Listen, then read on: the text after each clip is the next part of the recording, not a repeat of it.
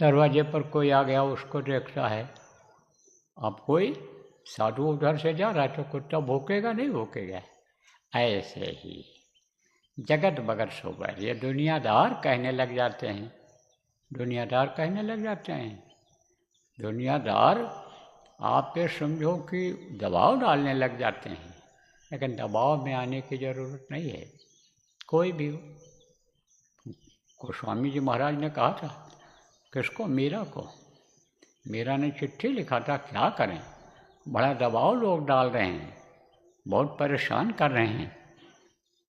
तो उन्होंने कहा था, जाके प्रिय न राम वैदेही और तजिए ताहि कोटि बैरी सम यद्यप परम स्नेही। परम स्नेही किसको कहते हैं? जो बहुत नज़दीकी होते हैं, जिनसे बड़ा प्रेम होता है। परिवार के लोग प्रेमी होते हैं, प्रेम होता है। पत्नी को पति से प्रेम होता है, पति को पत्नी से प्रेम होता है, बच्चों से सबको प्रेम होता है। तो अगर वो यानी राम का प्रिय नहीं है, उन्होंने कहा भगवान का प्रिय नहीं है, भगत नहीं है, तो उसको त्यज देना चाहिए। बहुत से लोग देखो बहुत कम संपर्क रखते हैं, किससे? अपने घर वालों से। गृहस्थ धर्म का तो पालन करते हैं, गृहस्थ धर्म का पालन करने के लिए हम नहीं रोकते हैं, लेकिन चुपचाप अगर कहते हैं वो कि भाई भजन करो, ध्यान करो, सुमिरन करो, और नहीं करते हैं लोग, नहीं बात को मानते हैं, तो चुपचाप निकल जाते हैं। कहाँ? जहाँ लोग साधना करते हैं बैठ जाते हैं एक जगह पर, घर से बाहर ही निकल जाते हैं, कमरा बंद कर लेते हैं कि तुमसे हमारा इतनी देर का मतलब नहीं है, कोई भी प्रेम तुमसे नहीं है।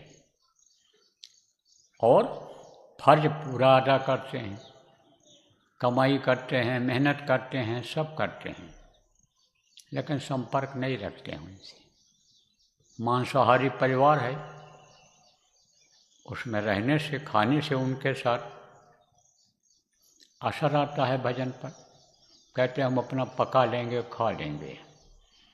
बहुत सी ये बच्चियाँ बेचारी मांसाहारी के घर में फंस जाती हैं, शादी हो गई, माँ बाप इस चीज़ को नहीं देख पाए कि भाई ये मांसाहारी हैं कि शराबी हैं, ये चरित्रहीन है कि क्या है, इसका आंकड़ा नहीं लग पाया, इसकी जांच ठीक पड़ताल ठीक से नहीं हुई, और लड़की अच्छी पढ़ी लिखी सुंदर सुशील है, और आप समझो सत्संगी है, विचार भावनाएं बहुत अच्छी हैं, तो लड़के भी कह देते हैं हम शाकाहारी, धोखा दे देते हैं।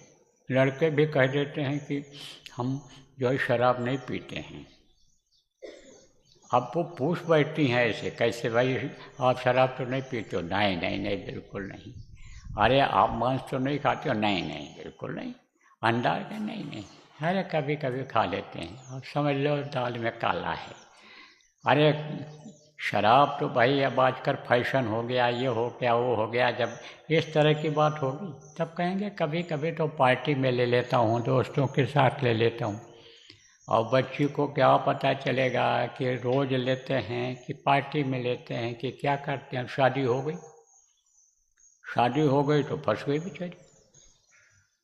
अब क्या करे, गृहस्थ धर्म का पालन करना है, उनकी भी सेवा करनी है, और जो कर्तव्य होता है उसका पालन भी करना है। लेकिन खाने पीने में साथ में उसमें कोई समझौता नहीं करती हैं ये बच्चियाँ। परिवार वालों की पूरी सेवा करेंगी, लेकिन रोटी अपनी पका लेंगी, पकाना खुद को ही है, अपना बर्तन अलग कर लेंगी, अलग रख देंगी, उसी में खाएंगी। उनके काम में, उनके साधना में बाधा नहीं आती है, उन्हें तो बाधा आ जाती है।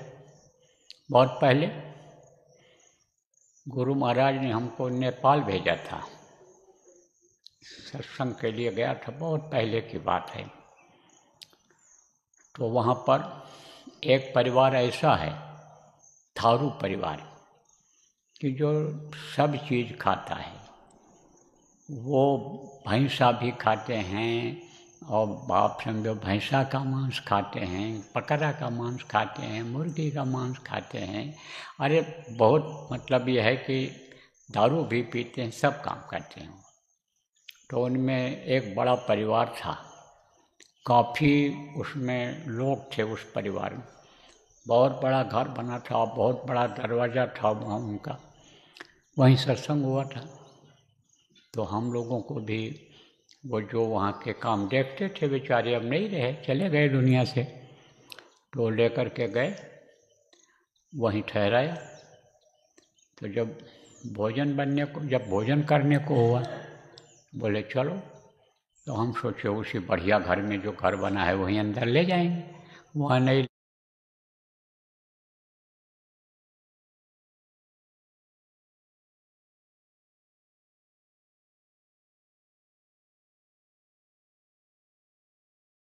लिपा पोता था बढ़िया, वहीं पर बैठा है, वहीं पर भोजन किया। और बनाने वाले भी पुरुष, परोसने वाले भी पुरुष, वहीं पुरुष से मिले। 4 लोग बैठे थे वहाँ, बनाने खिलाने वाले सब वहीं थे। तब हमने पूछा, भाई यहीं भोजन बनता है सबका?